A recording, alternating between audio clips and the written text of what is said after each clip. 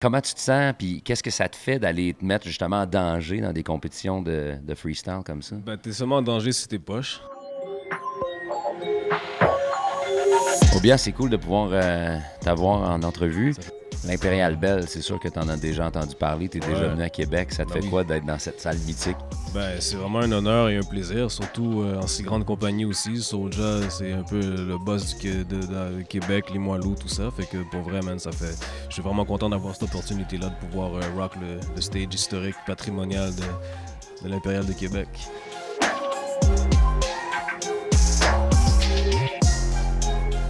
Le rap français, le rap keb, il Mhm. y a quand même une distance, on peut pas appeler ça une barrière de langage, mais moi j'ai l'impression que tu t'es situé un peu dans le milieu. Nous, on a grandi, on écoutait du rap des States, on écoutait du rap de France. Fait qu'on a un peu tout mélangé, l'argot des deux bords. Puis ça a donné ce que. En tout cas, moi, je pense que c'est un peu une espèce de produit hybride.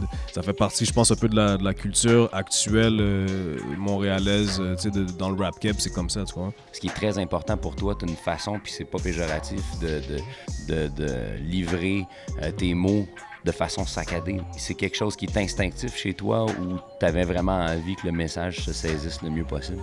Je suis quelqu'un qui aime rimer avec plusieurs syllabes, fait que ça peut créer un effet plus rythmé, séquentiel dans les textes pour que ça soit mieux compris. Mais c'est sûr que c'est cool de rap puis que les gens comprennent en même temps. Là. Je veux dire, c'est ça le but.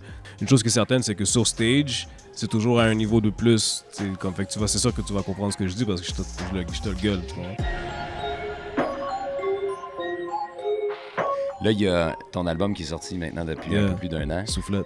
Soufflette d'abord. Yeah. Explique-moi le titre. Le Soufflette. Soufflette, écoute, ça c'est du créole pour dire une claque.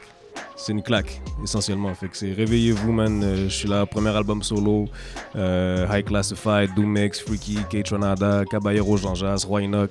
Tu comprends? Pour moi, c'est vraiment important de souligner ça. Puis, je veux dire, Benny Adam qui est venu aussi avec la réalisation de l'album, tout ça, avec la chanson Pané qui a amené vraiment une touch de plus.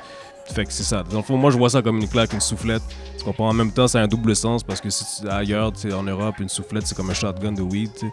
Fait qu'en même temps, j'en dis pas une claque, puis t'es vraiment high. Fait que, tu sais, un peu un mix des deux affaires en même temps. Prochain projet EP, Zoclo, qui s'en vient, ZOKLO, Zoclo, qui s'en vient d'ici à la rentrée. Surveillez ça.